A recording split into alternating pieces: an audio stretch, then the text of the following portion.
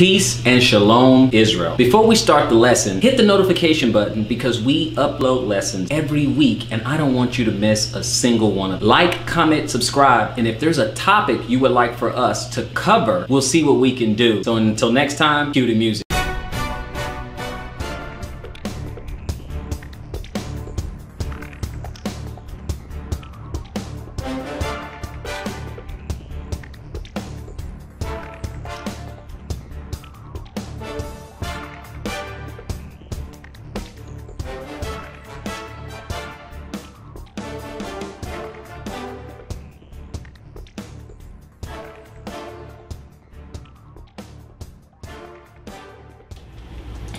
All praises to the Most High God of Abraham, Isaac, and Jacob, and peace to everyone joining us on this program. This is the Fountain of Israel's Bible Studies program. And as always, it's an honor for me to stand before you on the Lord's Sabbath day. But this is not the ordinary Sabbath. This is one of the Lord's high Sabbaths, one of his high days, one of his feast days. This one in particular is the Feast of Tabernacles, or the Feast of Ingathering, or Sukkot.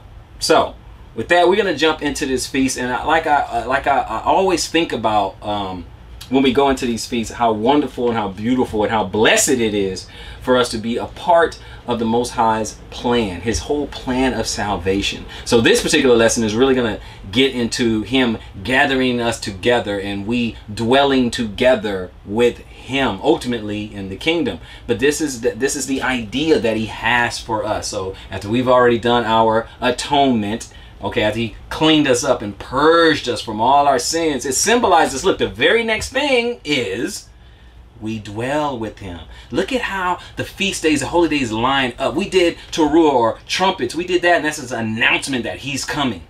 And then the atonement is, okay, purge yourselves from your sins and uncleanness. Because now in Tabernacles, we're going to dwell together. Because he's not going to dwell with a bunch of sinful people. Does that at least make sense? Okay? So he's going to clean us up. And now we get to dwell together. All this is symbolic of the whole plan of salvation. And I think it's just a wonderful thing. I can't believe that he has opened my eyes. And that's just that alone. We can be thankful that he's opened up our eyes, gave us some understanding, and saying, hey, I want you to dwell with me. Obviously, there's some responsibilities that we have. But again, it is still a blessing. Truly incredible. So with that, we're going to go where we always go, Leviticus 23, where we have all of our feast days. And we're going to jump around a little bit. We're not going to read the whole chapter.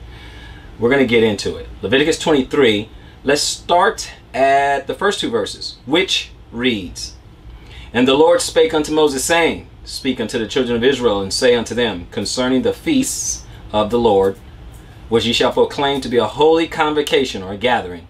Even these are my feast. We'll drop to verse 4. These are the feasts of the Lord, even holy convocations, meaning we gather together, which ye shall proclaim in their seasons. So in the season, when it is time to do it, right? Passover's in the spring. Okay, this is one of the fall feasts. In their season. Drop down to verse 33, if you will. And the Lord spake unto Moses, saying, Speak unto the children of Israel, saying, The 15th day of this 7th month shall be the Feast of Tabernacles for what? 7 days unto the Lord. And look at the instructions, guys. On the first day shall be a holy convocation. Ye shall do no servile work therein. No work for money. No servile work on the first day. Then he skips all the other days and he goes to the 7 days. He said 7 days. Okay, 7 days shall y'all offer an offering made by fire unto the Lord. On the 8th day shall be a holy convocation unto you, and ye shall offer an offering made by fire unto the Lord. So the 8th day means something. It closes out the Feast of Tabernacles, and it symbolizes something else, but we'll get that in the next lesson. It is a solemn assembly, and ye shall do no servile work therein. Okay? So, you don't go work for money. And I say that because you still can go get and gather the things that you need to prepare for the feast. Okay? Because every day you got to eat something, right? Every day you're striking up a fire and preparing, making sacrifices. But in this case, we're preparing our meals because it is a feast day and we are to rejoice before the Lord. Now, let's see how many times we have to do this, right? So let's go to Deuteronomy 16. go to Deuteronomy 16. And I'm going to start at verse 13, right? And then we'll go down, we'll jump around a little bit again. But it says, thou shalt observe the Feast of Tabernacles 7 days. After that thou hast gathered in thy corn and thy wine. Okay, so you can get all those things. And thou shalt what? Rejoice in thy feast. Okay, let's look at rejoice real quick. Let's just look at rejoice. Hold on. Rejoice in the Hebrew. Rejoice is Hebrew 8055. Okay, samach. Okay, to rejoice, to be glad, to rejoice, to cause to rejoice, to gladden, to make glad. Okay, that's in the lexicon. But in the Strong's it says probably to brighten up. That is, be blithe and gleeful, cheer up, be glad, make joy, make joyful, make merry, party, have a good time.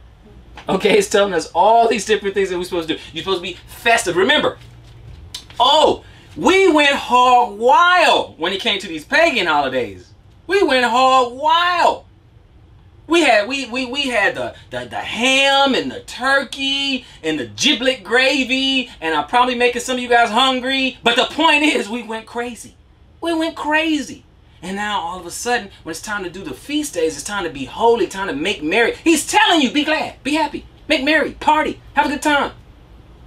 It's in our nature. What did the children of Israel did? As soon as they get out of Egypt, as soon as they get out of captivity, what did they do? Moses go up there to go get the 10 Commandments. Hey, let's go make some idols. And then they woke up and played and partied and have a good time. He didn't have a problem with us having a good time. He didn't have a problem with us rejoicing. It's just got to be for the right person and to the right God. Does that make sense? He's telling us, be happy. Okay? Make merry. All right? And thou shalt rejoice in thy feast, thou and thy son and thy daughter and thy manservant and thy maidservant and the Levite and the stranger, the fatherless, the widow that are within thy gates. 15. 7 days shalt thou keep a solemn feast unto the Lord. That's party for 7 days. I'll take that over Christmas anytime. Solemn feast to the Lord thy God in the place which the Lord shall choose.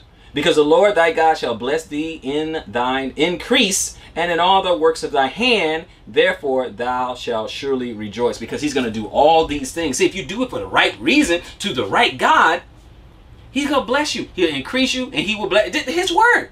He's telling you this. So it behooves us to do the right thing to the right God. We're supposed to be happy at this time. What does he say in 16? 3 times in a year shall all thy males appear before the Lord thy God in the place which he shall choose, in the feast of unleavened bread, and in the feast of weeks, and in the feast of tabernacles, spring, summer, fall. And they shall not appear before the Lord empty, because he has increased you all year long. He has increased you. Okay? Every man shall give as he is able, according to the blessing of the Lord thy God, which he has given. Okay? So every man who can get this thing done, you're going to do this. You're not going to come empty. You're not going to show up empty. He has blessed you. So some of the brothers are getting together. And when you show up, don't show up empty. Bring something to the table. It is a feast. Today in modern terms, we might say it's a potluck. Okay? Bring an offering. If you don't have anything, bring a little bit of money. Okay, bring a little bit of money to help out. And when you come potluck, make a dish or two that's enough to feed multiple people. It's only, some of you say, well, you know, it's not, you know, it's just my family. Okay, you start with your family. You start with your family. Then you have a neighbor, another brother or sister who's in this truth and who wants to get together with them. It can start right in your home. Potluck right in your home. Listen to a lesson. Well, what do I do on these holy days? Okay, 1, gather together, listen to a lesson, talk about the Most High, pray for each other, honor, learn to dwell to get together. This is ingathering. This is tabernacling. Dwell together. Try. Get it started. Some of us are just getting out of the starting blocks or whatever. You do the best you can. And with each year, you can get better and better and better. That's why we're grateful that he gives us multiple opportunities so we can get better and get it right. Okay, Exodus 23. Okay, so in Deuteronomy 16, he said, 3 times in a year shall all the males appear before the Lord thy God in the place where he shall choose. And he said those 3 feet, the 3 feasts where we all gather together. In Exodus 23, start at verse 14. Exodus 23 and 14, he says, 3 times thou shalt keep a feast unto me in the year. Which ones, Lord? He answers, thou shalt keep the feast of unleavened bread. Thou shalt eat unleavened bread 7 days, as I command thee, in the time appointed in the month Abib. Right? For in it thou camest out from Egypt, and none shall appear before me empty. So he gave us that right there. And then he said, the feast of harvest, the first fruit of thy labors, which is the feast of weeks, which thou hast sown in the field, and the feast of ingathering. Okay, the feast of harvest, first fruit, that is feast of weeks. Also in the New Testament is called Pentecost. Same thing, okay? So that's what he has.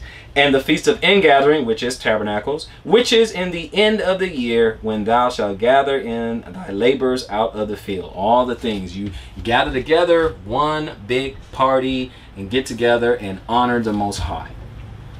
You want to know why? Because that symbolizes when we're in the kingdom, we're going to dwell with one another. So any kind of beef that you might have, you don't like this person, you don't like that. Okay, well, the kingdom's going to be filled with somebody. So learn how to love thy brother, love thy neighbor. Learn how to do that. Because if we're lucky, we'll dwell together. If we're lucky. Deuteronomy 31.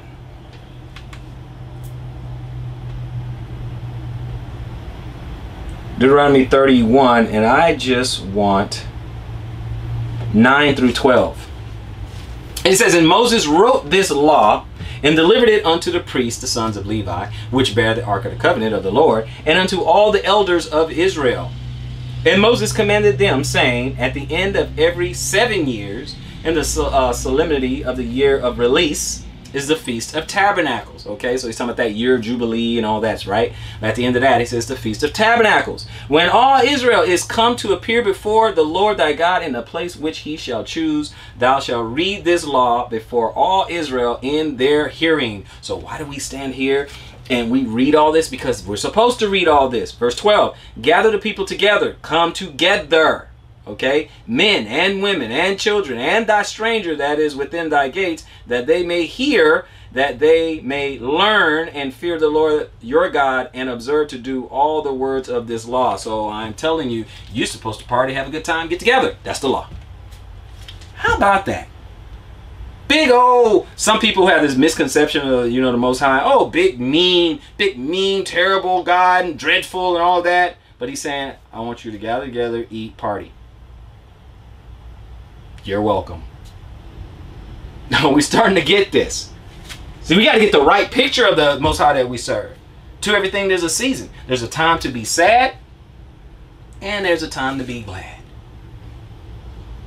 There's a time to be in sackcloth and ashes, and there's a time to party. There's a time to be by yourself, and there's a time to gather together. Okay, fair and balanced. Okay, we serve a balanced God. A balanced God, and they've been doing this. Go to Ezra chapter 3. Ezra chapter 3. They've been doing that. They've been trying to get back to this. And that's what we need to do. We need to do like in Ezra. Get back to this. We need to do the same thing. Ezra chapter 3, I'm going to start at verse 1. And when the 7th month was come, and the children of Israel were in the cities, the people gathered themselves together as one man to Jerusalem. Then stood up Jeshua, the son of Jozadak, and his brethren, the priests, and Zerubbabel, the son of Shealtiel, and his brethren, and built the altar of the God of Israel, to offer burnt offerings thereon, as it is written in the law of Moses, the man of God. Really? Let's continue.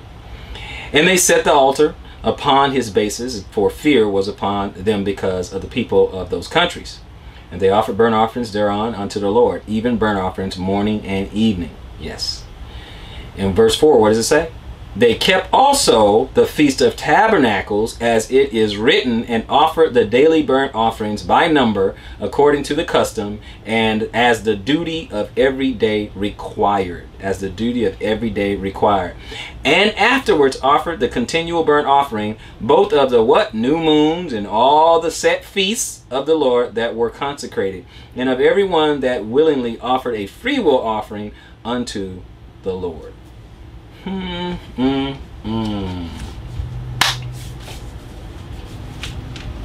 So when they come out of different struggles, they come out of captivities, you know, different things, and all of a sudden it's brought back to their remembrance, this is what we should be doing. And I'm doing that right now, today, telling you, pleading with you, that this is what we should be doing. We should be memorializing this. We should be putting this in practice, because when it is time for that millennial reign, when it's time to be in that kingdom, what do you think we're going to be doing? And who's going to be in positions of authority?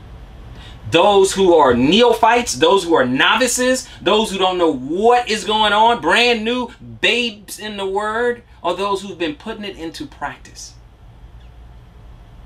the best they can. Those who cleave to the law, those who love the law, those who rejoice in the law, or those who reject it. That's why we need to be practicing this. This is that dress rehearsal. Because I know you have people that'll say, well, we're not really doing it because, you know, we're not in Jerusalem. And no. You put this in practice. You can sit on your hands if you want to.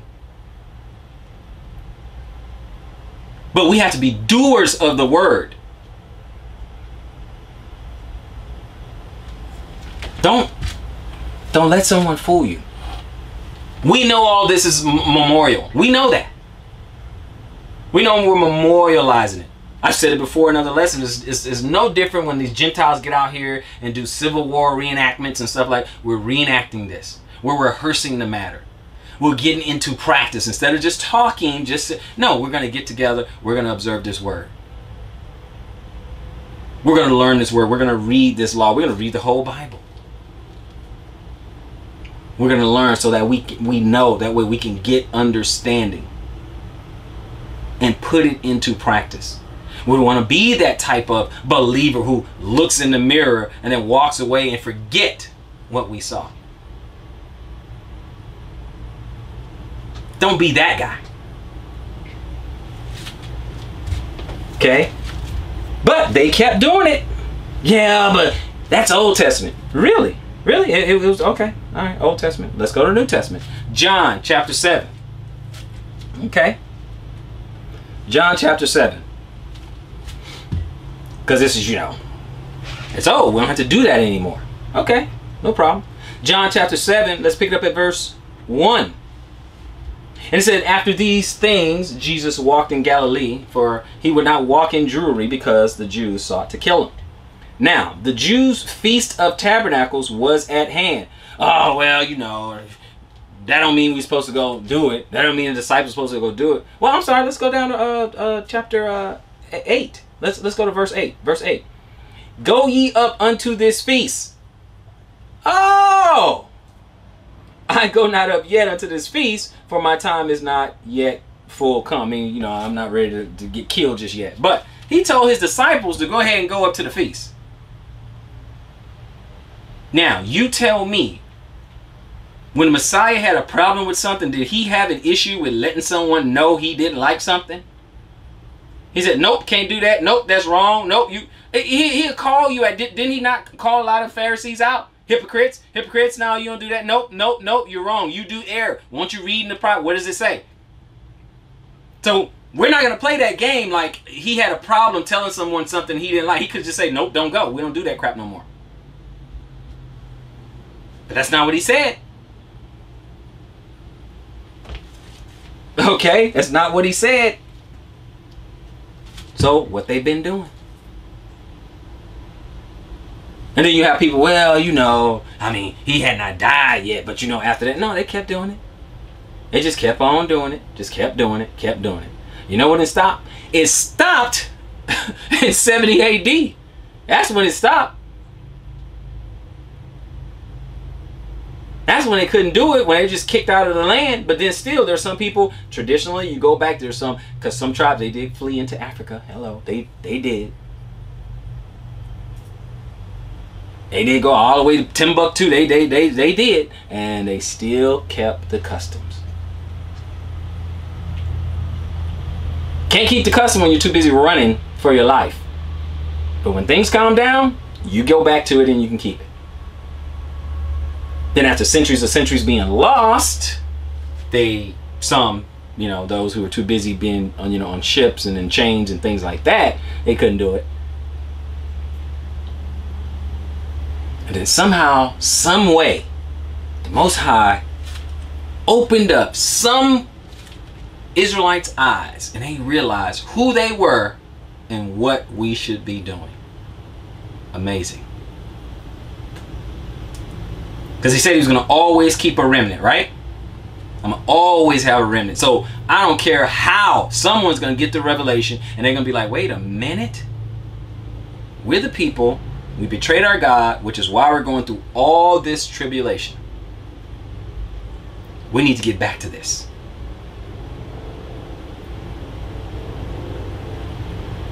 We're going to always need someone to have someone who's going to blow the trumpet and wake Israel up and say, we need to be doing this. And I'm telling you right now, we need to be doing this.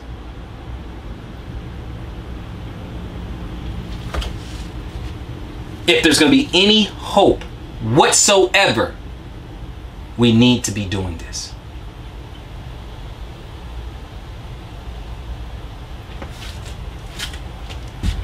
Let us continue. Go to Leviticus 25. Leviticus 25. We were reading where it's, you know, Moses was just saying, you know, after the 7 years of Sabbaths and all that other stuff. Let's look at this over here in Leviticus 25. And I'm going to pick it up over at verse 1. Okay? And then move around a little bit.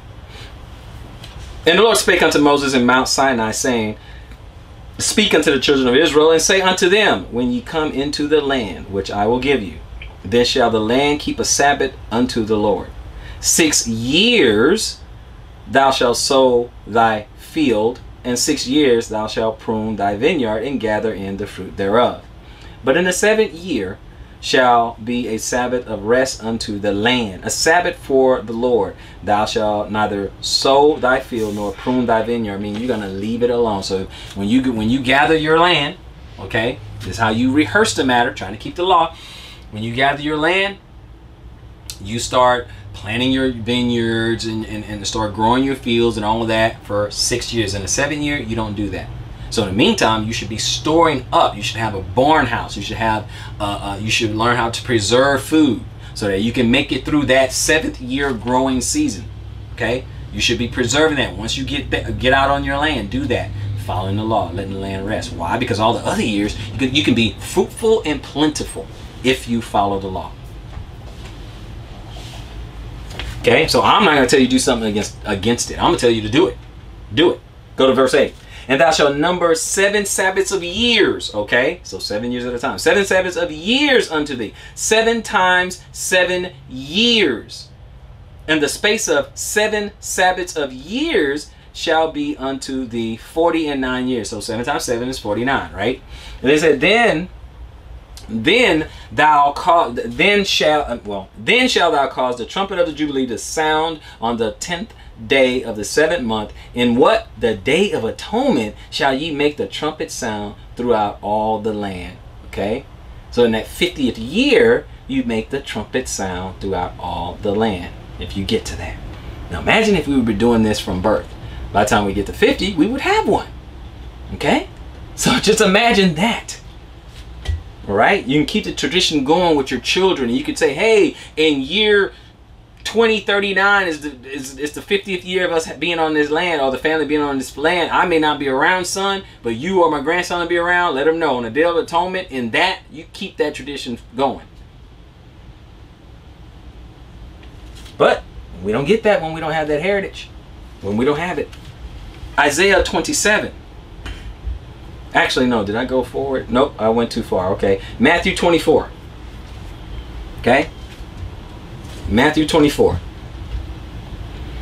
And I'm going to start over at verse 29. Matthew 24 and 29. Okay. Now you have to look at other lessons. I know when Matthew 24 has started, but it is still unfolding. These things are still starting to unfold. Right? So you have to go to other lessons when you explain Matthew 29, because you have someone who probably will see my lesson for the this could be the first thing they seen from me, and they're like, oh, this brother, he don't understand Matthew 24. Da, da, da. Yeah, go to other lessons, okay? So Matthew 24 and 29. It said, immediately after the tribulation of those days shall the sun be darkened, and the moon shall not give her light, and the stars fall from heaven, and the powers of the heavens shall be shaken. And then shall appear the sign of the Son of Man in heaven. And then shall all the tribes of the earth mourn. And they shall see the Son of Man coming in the clouds of heaven with power and great glory. And he shall send his angels with a great sound of a trumpet. And they shall gather together his elect from the four winds, from one end of heaven to the other. Hallelujah. Now let's check this out. He's talking about gathering from one end to another. That's not just a New Testament concept. So go with me to Isaiah 27. Isaiah 27. Okay, this is not just a New Testament concept. And we're going to begin over verse 12. And it shall come to pass in that day that the Lord shall beat off from the channel of the river unto the stream of Egypt, and ye shall be gathered one by one, O ye children of Israel. We're going to be gathered one by one, O ye children of Israel. And it shall come to pass in that day that the great trumpet, again with the trumpets, shall be blown. So look at all the symbolism, trumpets and gathering and all that. Look at the symbolism. And they shall come which were ready to perish in the land of Syria and the outcasts of the land of Egypt, and shall worship the Lord in the holy mount of Jerusalem. So wherever we are, we're going to come and worship in the holy mount of Jerusalem. So we're going to go back and we're going to be doing what we should have been doing the whole time. We got discontinued from our heritage, as the scripture says, right? We discontinued from our heritage, which is part of the curse. Taken from our heritage. Now let's take a look over at 1 Thessalonians chapter 4. I had read this before, but we're going to go ahead and read it one more time. 1 Thessalonians chapter 4. I'm going to begin over at verse 14, which reads, For if we believe that Jesus died and rose again, even so them also which sleep in Jesus will God bring with him. Again, with, gathering together. For this we say unto you by the word of the Lord, that we which are alive and remain unto the coming of the Lord shall not prevent them which are asleep. For the Lord himself shall descend from heaven with a shout, with the voice of an archangel, and with the trump of God, and the dead in Christ shall rise first. Then we which are alive and remain shall be caught up together with them in the clouds to meet the Lord in the air. And so shall we ever be with the Lord. Which, of course, we need to know where we're going to be. Zechariah 14. It would stand the reason that we want to know where we're going to be, right? Zechariah 14. I'm going to start at verse 1. 14 and 1. Which reads, Behold, the day of the Lord cometh, and thy spoil shall be divided in the midst of thee. For I will gather all nations together against Jerusalem to battle. And the city shall be taken, and the houses rifled, and the women ravished, and half the city shall go forth into captivity, and the residue of the people shall not be cut off from the city. Then shall the Lord go forth and fight against those nations, and when he fought in the day of battle. Verse 4. And his feet shall stand in that day upon the Mount of Olives. Do you guys need a translation for that? No translation needed. Which is before Jerusalem on the east, and the Mount of Olives shall cleave in the midst thereof toward the east and toward the west, and there shall be a great valley, and half of the mountain shall remove toward the north, and half of it toward the south. And ye shall flee to the valley of the mountains, for the valley of the mountains shall reach unto Azal. Yea, ye shall flee like as ye fled from before the earthquake in the days of Uzziah the king of Judah. And the Lord my God shall come, and all the saints with thee. Interesting. Are we getting this? And it shall come to pass in that day that the light shall not be clear nor dark, but it shall be one day which shall be known to the Lord, not day nor night. But it shall come to pass that at evening time it shall be light. So even at night it's still going to be light. It's still going to be bright. It's going to be an unusual type day.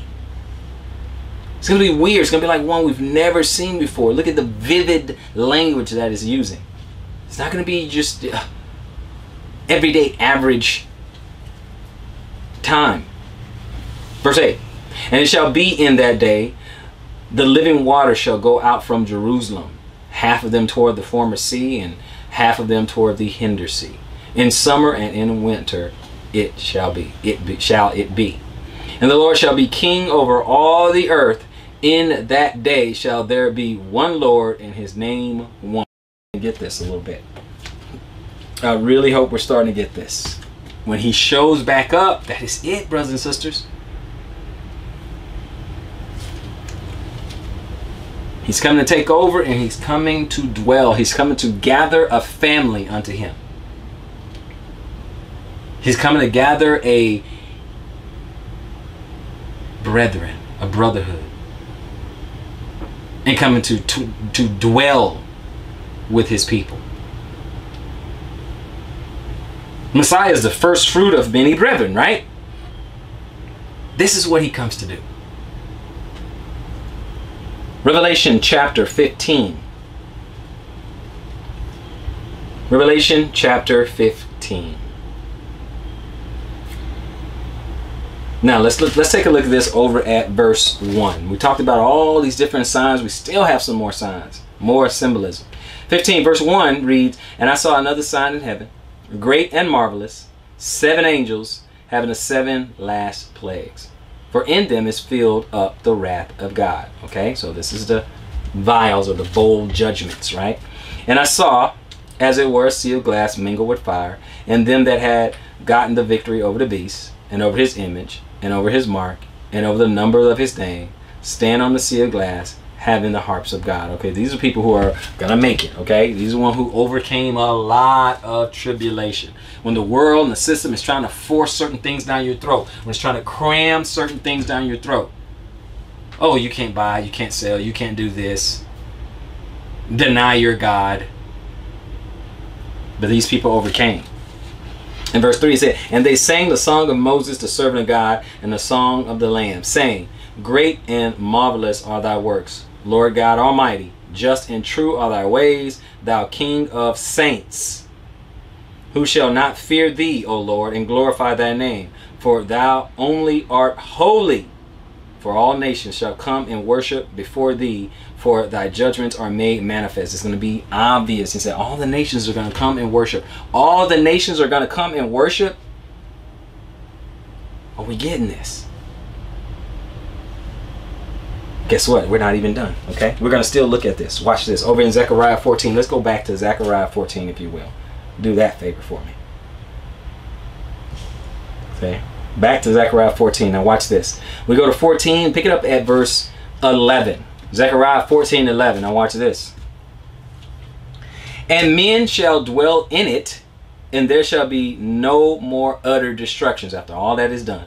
But Jerusalem shall be safely inhabited. Okay, now this is after the smoke clears, right?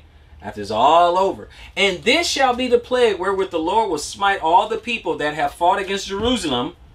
Their flesh shall consume away while they stand upon their feet, and their eyes shall consume away in their holes, and their tongues shall consume away in their mouth. So all of that, okay, these are people who are fighting against it. Now, 13. And it shall come to pass in that day that a great multitude from the Lord shall be among them. Hello. And they shall lay hold every one on the hand of his neighbor, and his hand shall rise against the hand of his neighbor. Okay, now watch this. And it said, and Judah also shall fight at Jerusalem. Okay. And the wealth of all the heathen round about shall be gathered together, gold and silver and apparel in great abundance, all these things. Okay, now that since we're the tail right now, okay, you got a lot of BLM going on right now. We're the tail, but now it's going to be role reversal and you'll be on top. But it'll just be done in a righteous way. So all the gold, okay, the silver, the apparel in great abundance. And in 15 it said, and so shall be the plague of the horse, of the mule, of the camel, and of the ass, and all the beasts that shall be in these tents as this plague. Now watch this. And it shall come to pass that everyone that is left of all the nations which came against Jerusalem shall even go up from year to year to worship the King, the Lord of hosts, and to keep the Feast of Tabernacles. So this is in the future. So why wouldn't we be doing it? Why wouldn't we be rehearsing the matter? This is when he comes back. This is when Jerusalem will be safely inhabited. Is it safely inhabited now? Judah's not even there. You got two nations of people fighting over land that's not even theirs. Israel, true Israel's not even there. So this is in the future. And they're going to come and they will observe the Feast of Tabernacles. This is what we're talking about, the Feast of Tabernacles. Let's continue. Leviticus 25 and 10. It's about liberty, freedom, setting the captives free. This is not about bondage. We had enough of that. Leviticus 25 and 10. And ye shall hallow the 50th year. Remember what I was talking about earlier. And proclaim liberty throughout all the land unto all the inhabitants thereof. It shall be a jubilee unto you. Okay, this is happy celebration. Everyone's set free. Debts are made clear. Everybody's forgiven. Everything. And ye shall return every man unto his possession, and ye shall return every man unto his family. Israel historically had men servant, maid servants, and things like that. People have indentured servitude. There's some righteous, if you want to call it slavery or whatever. Some people work for another man to pay off a debt. But in the 50th year, you set him free. That is the law. So he can be 5 years into his 7-year debt, but if it happens to be the year of Jubilee, then you let him go. And of course the debt can be at any length, whatever you guys negotiate, but just want to give you guys an understanding of that. Let's go on back to Leviticus 23 and 39. Leviticus 23 and 39. Which also says, also in the 15th day of the 7th month, when ye have gathered in the fruit of the land, ye shall keep the feast unto the Lord 7 days, and on the first day shall be a Sabbath, and on the 8th day shall be a Sabbath. And ye shall take ye on the first day the boughs of goodly trees and branches of palm trees, and the boughs of thick trees and willows of the brook, and ye shall rejoice before the Lord your God 7 days. Party for 7 days. Rejoice and be happy for 7 days. Make merry. Where's the music and it's festive. And you give instruction, you make booths, a tabernacle. Today we say it's a tent, right? Now some people say, hey, I'm going to make a booth. Okay, make a booth. I'm not going to stop you. Okay, you have some thick trees and some willows of the brook, go right ahead. You have some palm trees, go right ahead. I'm not going to stop you. But some people get tents and campers and RVs and all that. Okay, fine. It's a temporary dwelling. Point is, it is a temporary dwelling. So, get a temporary dwelling and dwell together. And rejoice before the Lord. And make merry. Because it's a celebration. It's that blessed hope that one day we're going to be able to dwell with the Messiah. It's a blessed hope that we don't have to have this pain and this suffering. We don't have to have this oppression. A day when all tribulation will be over. A day when you don't have to worry about the day-to-day things that we worry about. Rent, sickness, pollution, our health, our marriages. We don't have to worry about any of that stuff. Because it'll all be fixed. Go with me to Nehemiah. Nehemiah chapter 8. Nehemiah chapter 8. I'm going to start over in verse 14. Nehemiah 8:14, which reads, "And they found written in the law, which the Lord had commanded by Moses, that the children of Israel should what? Dwell in booths in the feast of the 7th month." We know what feast we're talking about, right?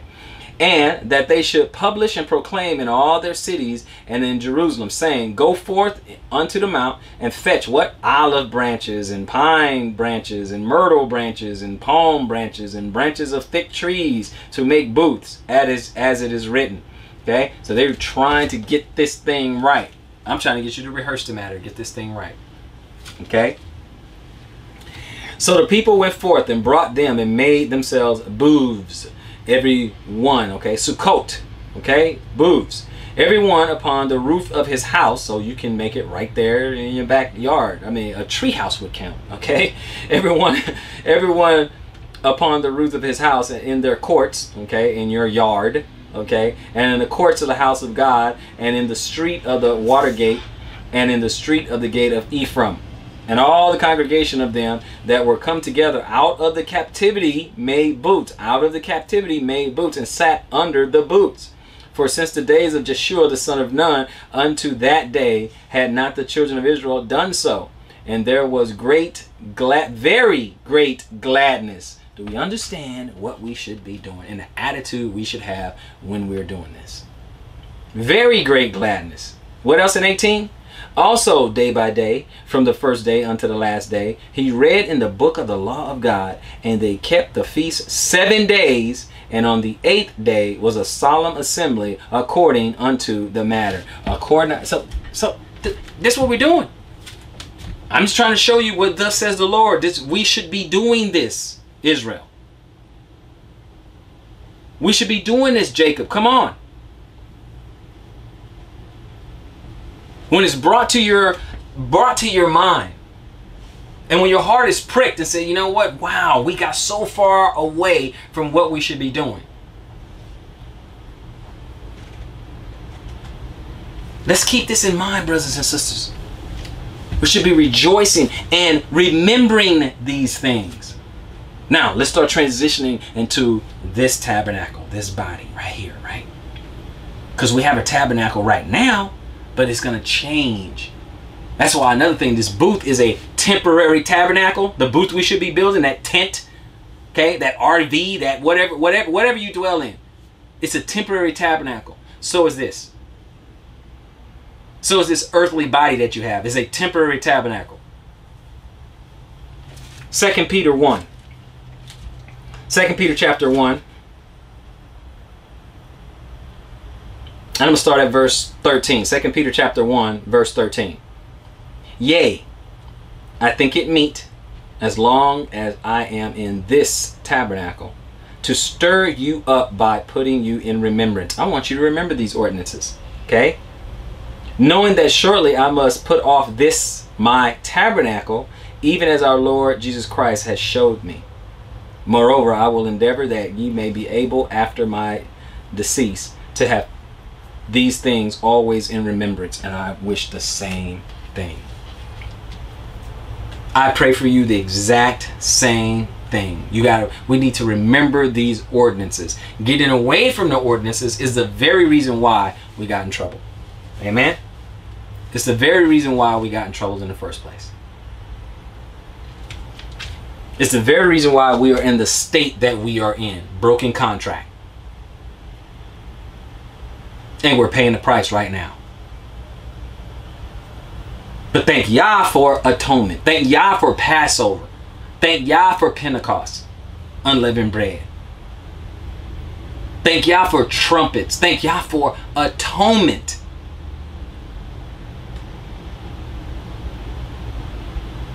Thank Him for tabernacles and the 8th day, our eternity. Thank Him for that. 2 Corinthians chapter 5. Go with me to 2 Corinthians chapter 5, because we got to talk about this new tabernacle that we're going to have, right?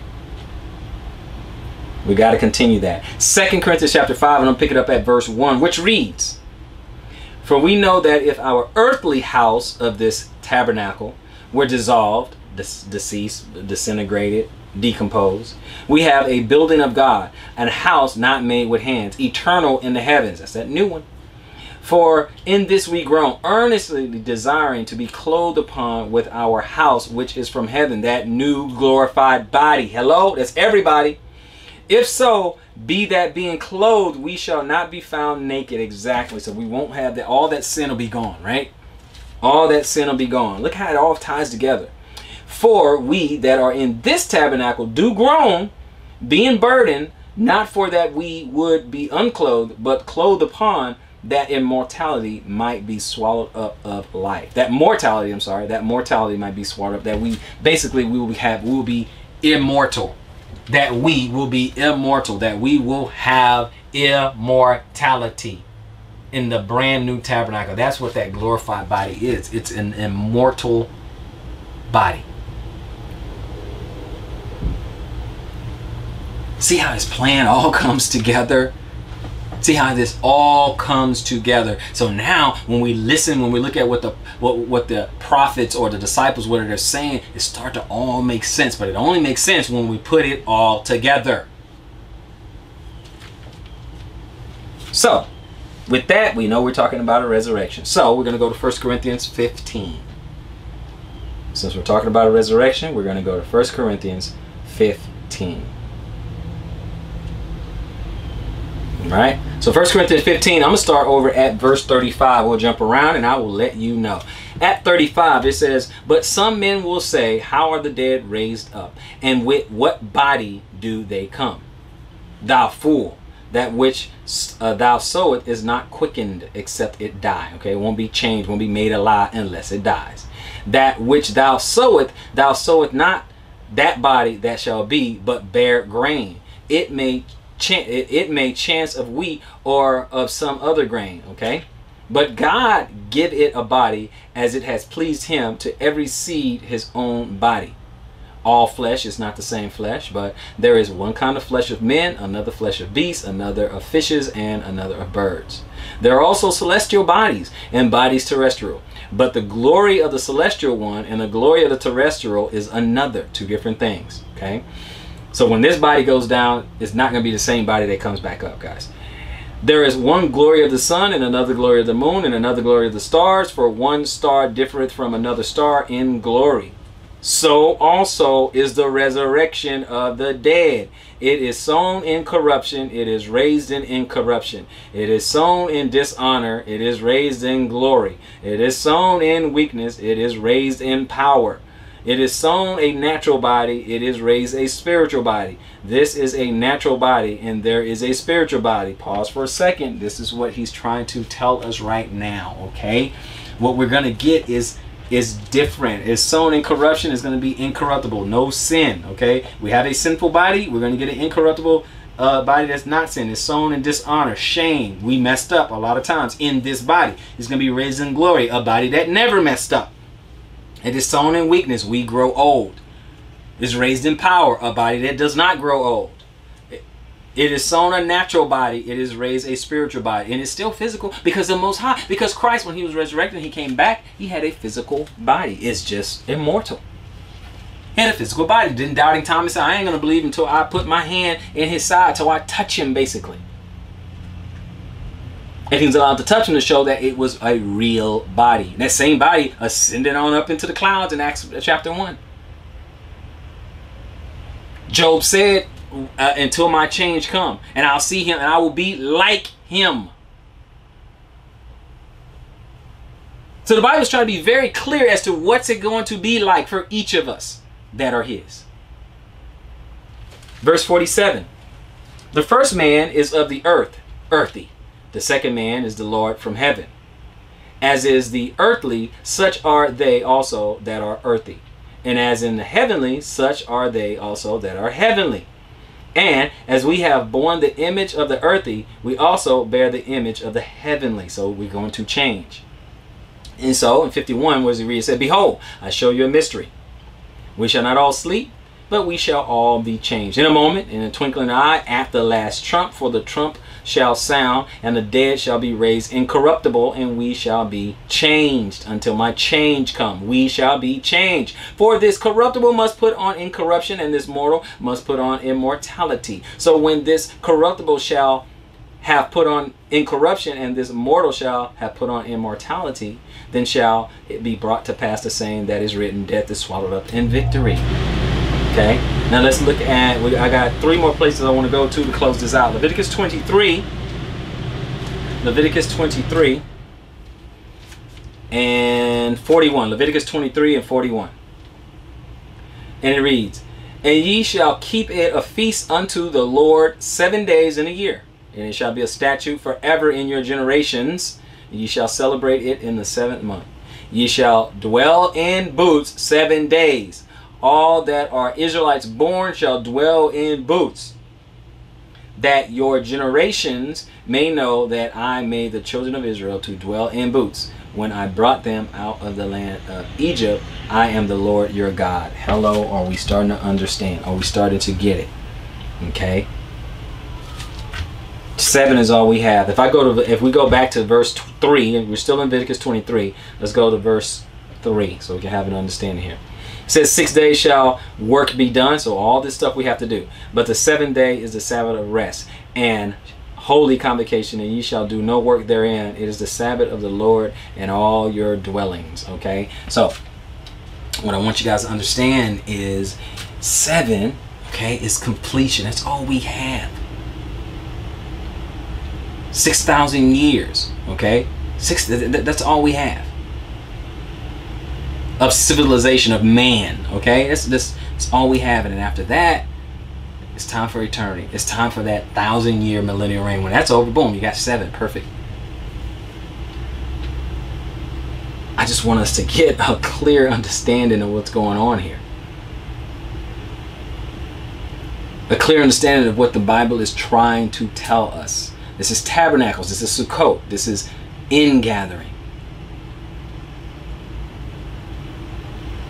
The time when new heaven, new earth, new Jerusalem, we all come together. We all gather and we dwell together. And the tabernacles of God is with the tabernacle of men. We're to dwell or tabernacle together. That's the whole point. That's the whole point of all of this. But you and I, we have to work out our salvation with fear and trembling so that we have the opportunity to do that. That's what we need to be focused on, that we may have the opportunity to do just that. We have so many questions. Well, the job is get into the kingdom and then you can get your questions answered. Let's focus on that which is important. Now let's see how we can observe this holy day. Let's see how we can observe this feast, right? Let's get instructions from the Most High, right? From the law. Let's get instructions from the law how we can do this. Deuteronomy 14. Let's go to our last spot. Deuteronomy 14. And I'm going to pick it up at 22. Here's our last spot and we'll close out. Deuteronomy 14 and 22, it says, thou shalt truly tithe all the increase of thy seed that the field bringeth forth year by year. And thou shalt eat before the Lord thy God in the place which he shall choose to place his name there. The tithe of thy corn, of thy wine, and of thy oil, and the firstlings of thy herds and of thy flocks, that thou mayest learn to fear the Lord thy God always. And if the way be too long for thee, so that thou art not able to carry it, like all these things that you're supposed to tithe, or if the place be too far from thee, which the Lord thy God shall choose to set his name there, when the Lord thy God has blessed thee, then shalt thou turn it into money, and bind up the money in thine hand, and shall go unto the place which the Lord thy God shall choose. And what shall we do when we do that? What are we going to do with that money, Lord? Verse 26. And thou shalt bestow that money for whatsoever thy soul lusted after. Like what, Lord? Oh, for ox, or for sheep, or for wine, or for strong drink, or for whatever thy soul desireth. And thou shalt eat there before the Lord thy God, and thou shalt rejoice, thou and thine household. Everybody's going to rejoice. Have a good time.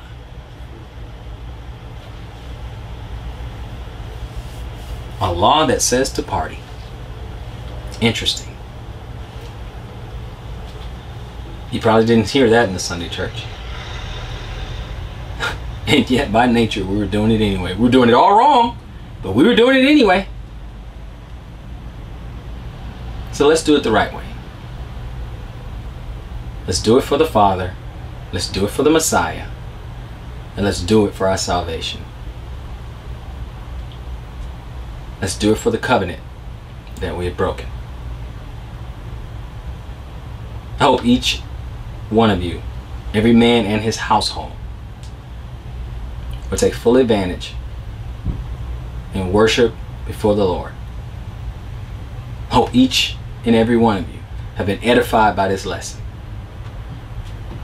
So until the next lesson, search the scriptures and prove all things.